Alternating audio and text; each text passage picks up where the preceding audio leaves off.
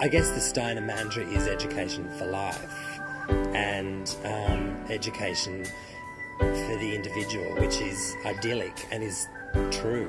There's no sort of common denominator to Steiner people, but they seem to have a sort of centeredness about them, I think, when I've met other people who've been there. I have really beautiful memories of it, and it's something that's become a big part of who I am. It's given me a lot of confidence in myself. I think that the Steiner schools aim very much to educate the child on a much broader base than conventional schools. The amount of ground that is covered, particularly in the main lessons, is overwhelming. I mean, you don't appreciate it as you go through, but when I think about the number of times I can draw upon just these little things from the historical side, the geographical side. I mean, there's a great sense of fulfilment in what you do, and you're praised constantly for whatever it is, no matter what level you're on.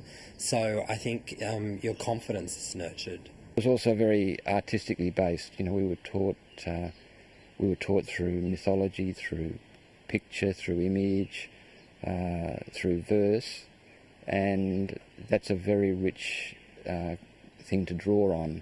Out of that natural environment came the artistic and the creative and the painting and drawing and music and song and all of those elements. I think that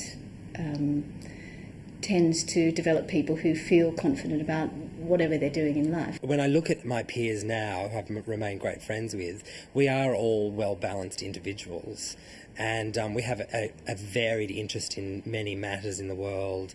Everyone seems to be very well adjusted and happy and has a great sense of self. What Steiner education does is show you other ways of looking at things and perhaps being a bit more questioning about